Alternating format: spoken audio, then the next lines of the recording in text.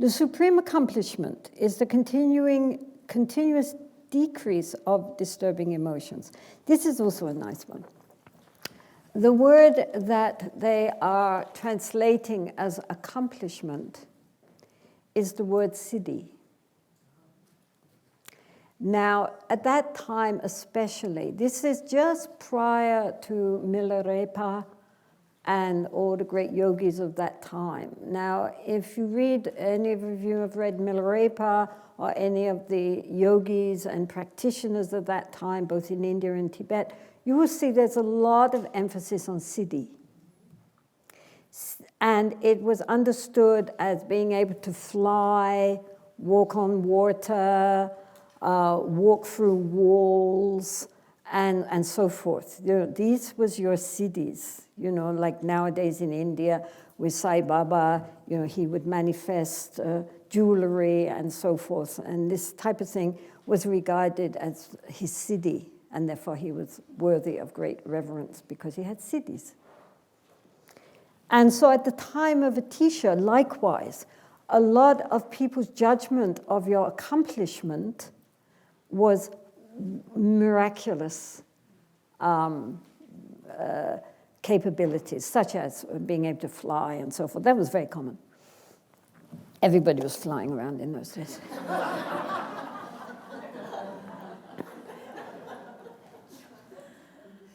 In fact, there's this story of, I don't think it was Milarepa, it was somebody else. But anyway, he was sitting at the mouth of his cave, and one of his students came flying by and doing loops and, you know, really. And so then the Lama looked at him, the yogi looked at him and said, yes, yes, I see you have some experience. Now go away and meditate till you get realization. Which I thought was brilliant. Anyway, Atisha says, the supreme siddhi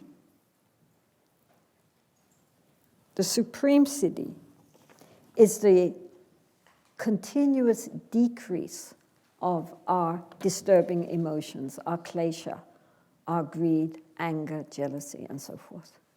That's the real sign of accomplishment. Not being able to fly or walk on water. Are our negative emotions decreasing or increasing? In another place, Atisha says that the sign, if you are in retreat for, say, a year, and you come out, the sign of accomplishment, again, the sign that you did well, is the decrease of our afflictive emotions. If we are even more sensitive and irritable, you know, some people come out of retreat and then they can't live with their family. They find themselves getting very upset by everything because they become so sensitive. So if we end up getting more easily upset and irritable with other people, or if we find ourselves getting more greedy because all what we had to eat in retreat, all that guck, now we got the real stuff again. And, you know, so then if we find ourselves becoming more greedy or more irritable or feeling good about ourselves because I did a whole year's retreat and so forth, then Atisha says that retreat was a complete waste of time. And I don't care how many visions you got, how much bliss and joy, forget it. It was useless. So he's very strong on that. The real sign of accomplishment is that our ego is diminished. The sign that the ego has diminished is that we are not so negatively reactive as we used to be. In other words, we're not so greedy. We don't want things like we used to want. We don't get so upset and angry as we used to get. Things happen for other people that we would have liked to happen for ourselves. We rejoice for them. We're not jealous or envious. And our sense of self has become much softer and more open and spacious. So we are not so me. And we see things with more clarity. then if that is the case, well done. Yeah, this is a sign. If we are now, our negative emotions have quietened down in a time when otherwise normally we would get very upset or irritable and angry. Instead, we find ourselves saying, you know, it's okay, so what? Or even if somebody is really annoying us, to just spontaneously feel love and compassion for that person instead of irritability and annoyance, then that is a sign of accomplishment. Something has shifted.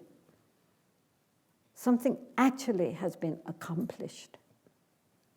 And it's nothing to do with these external signs. I mean, somebody can have a lot. The Buddha himself knew this very well.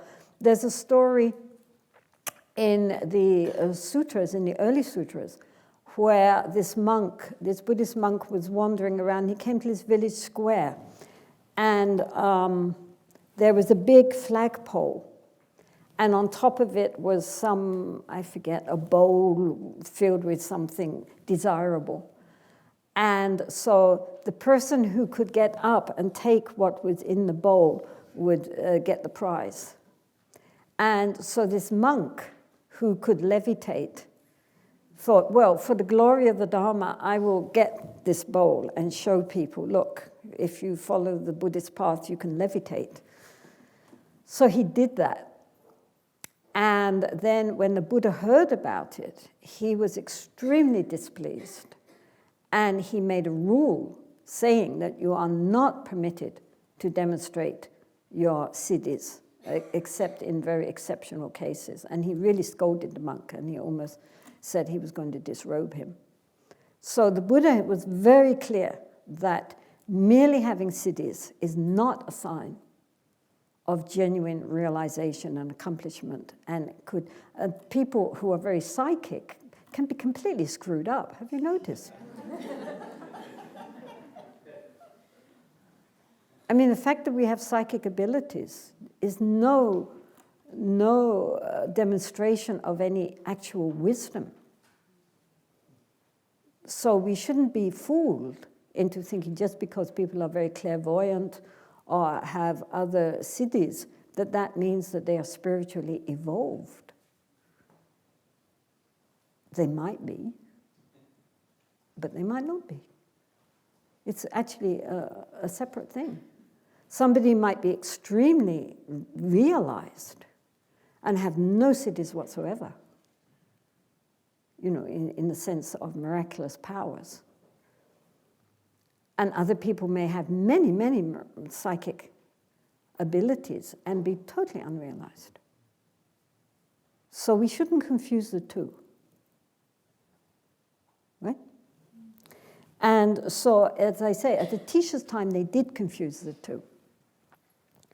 And so many of these stories of that time are all about the incredible miracles which these practitioners did.